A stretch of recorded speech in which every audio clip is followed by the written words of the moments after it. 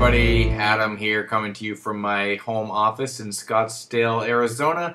And I've gotten a lot of people that have asked me how I'm actually able to read a book a day. And I know it sounds kind of crazy, and so I thought I'd kind of share with you guys how I'm able to do this. And if anybody wants to join me, you're more than welcome, but it does take a crazy commitment to do it and the right environment. So I kind of wanted to go through 4 things that I do that make this possible, or 4 areas. I was thinking, how can I share this with people so they actually believe that I'm actually reading a book every single day.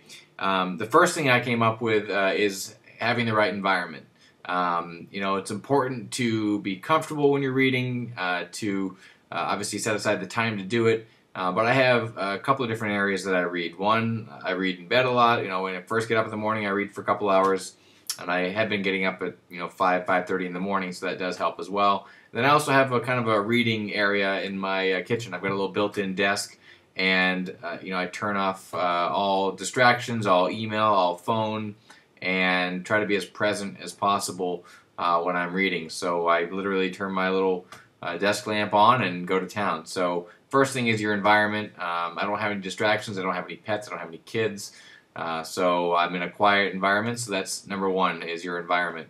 Number 2 is time, my situation, and flexibility. So obviously I have my own business that I'm able to work whenever throughout the day. Of course, I don't need to work 9 to 5, so I'm able to work that in any way I see fit. And so I'm flexible enough in my schedule that I'm able to read for a couple hours in the morning, maybe read for half an hour in the afternoon, or read for an hour at night, and really not have it affect me.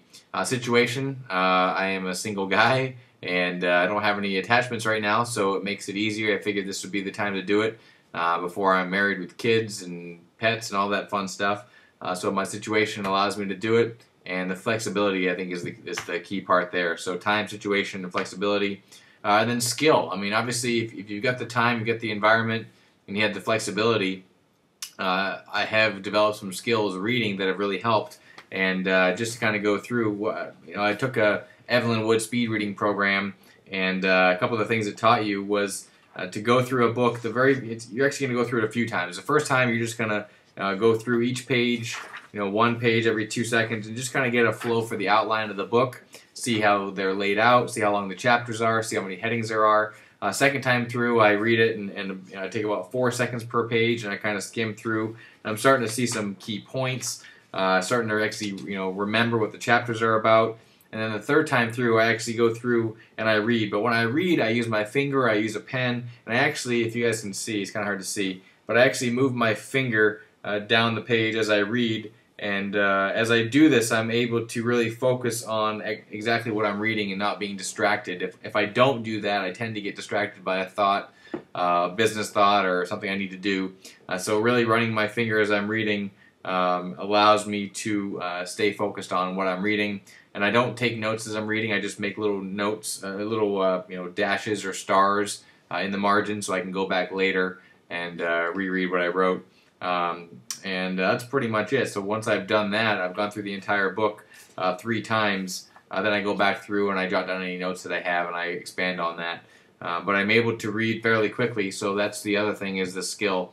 And so if you want to develop more reading skills, pick up a book on how to read better. And the Evelyn Wood Speed Reading and Learning Program is a great book that will kind of train your mind to read in groups of words versus 1 word at a time. And if you're sounding out the words as you're doing it, it's going to take you forever to get through a book. So I'm not skimming these books. I'm actually reading them, and doing that, you do retain a lot more because I've gone through it 3 times now. I know the headings, I know the chapters, I know how they're laid out, I know the main points, and then when I go through it and I'm focused on reading the book, I can remember it a lot easier. So that's the third part is skill, and then the 4th thing is just commitment.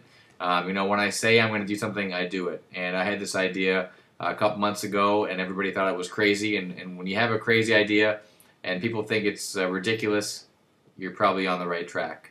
And so that's when I knew I had something fun that would be a lot of work, but at the same time very rewarding, about making a commitment to anything. When you decide you want to do something, you find ways to make it happen.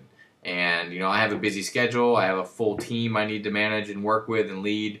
and my own business to run. And aside from doing this, I do live my life and have fun. So it's a commitment, but I made it, and I'm sticking to it for the next 365 days, and hope that you guys will come join me at PDA365.tv. Find me on Facebook, connect with me on the fan page there, and spread the message. So hopefully that was helpful. So it comes down to having the right environment, making the time and being flexible and being in the right situation, the skills, and then making a commitment. So that's how I'm able to read a book a day. Come join me in the process, read a book a week or a book a month, and let me know what you've read. I'm always open to suggestions for books. So this is Adam from PDA365.tv, and as Jim Rohn says, all readers are leaders. Talk to you guys soon. See ya.